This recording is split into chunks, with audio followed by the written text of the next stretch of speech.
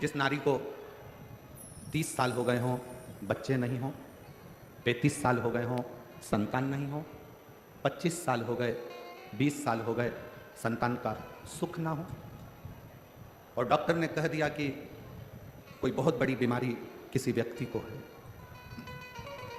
रोग बड़ा है, बीमारी बड़ी है, और उस बीमारी का कोई हल, उस रोग का कोई हल नहीं दिख रहा, कोई हल नजर ना आता,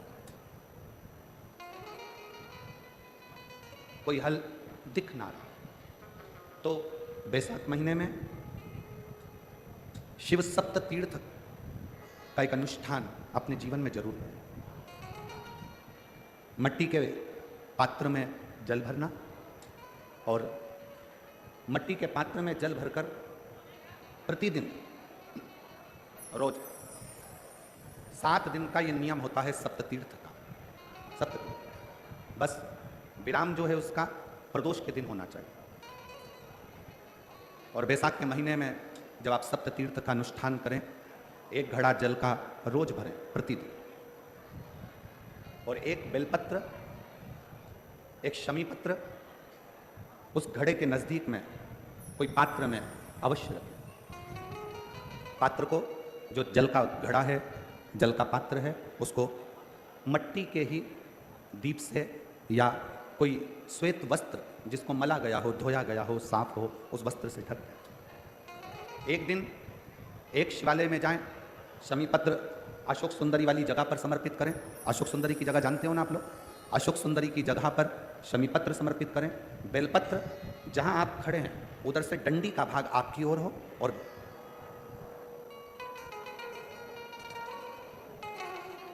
जहां आप खड़े हैं वहां डंडी का भाग आपकी ओर हो, और बेलपत्र शिव जी को समर्पित करा जाए। फिर जो मट्टी के पात्र में जल है वो भगवान शंकर को अपनी कामना कर कर शिव जी को समर्पित कर दो। संतान के लिए कर रहे हो तो वहीं से जल को एक कटोरी में, एक पात्र में झेल लीजिए। उस जल का आधा भाग नंदी के पास बैठकर आप ग्रहण कर लो, आधा भाग अपने पति को देना प्रारंभ कर दो। कोई रोग के लिए कर रहे हो, किसी बीमारी के लिए कर रहे हो, तो वो जल आप अपने घर की देहली में प्रवेश करने के पहले अपने मुख में उसको ग्रहण कर लो। एक दिन में एक शिवालय, दूसरे दिन दूसरा शिवालय, तीसरे दिन तीसरा शिवालय। अगर अपने नगर में, अपने गांव में, अपने क्षेत्र में 7 शंकर के मंदिर नहीं हो, यदि अपने गांव में, अपने नगर में, अपने क्षेत्र में 7 शंकर के शिवालय नहीं हो, तो मिट्टी का शिवलिंग बनाकर उस पे चढ़ाओ, पर रोज एक शिवालय अलग होना चाहिए। प्रदोष के दिन जब आप इस सप्ततीर्थ का विराम करेंगे, उस समय पर जल, जब प्रदोष काल आए, प्रदोष काल का जब समय हो जल चढ़ाओ सुबह, पर प्रदोष काल का जब समय हो उस जल का पान उस प्रदोष काल में कर लेना। प्रदोष काल में उस जल को शंकर का पंचाक्षर मंत्र नमः शिवाय, षडाक्षर मंत्र ओम नमः शिवाय या श्री शिवाय नमस्तुभ्यम बोलकर प्रदोष काल में उस जल का पान करें। बाबा को प्रार्थना करें, शिव से विनय करें। ये नियम केवल बैसाख के महीने में होता है, इसको बाकी के महीने में नहीं किया जाता है, इसको बाकी के महीने में नहीं करता, केवल बैसाख।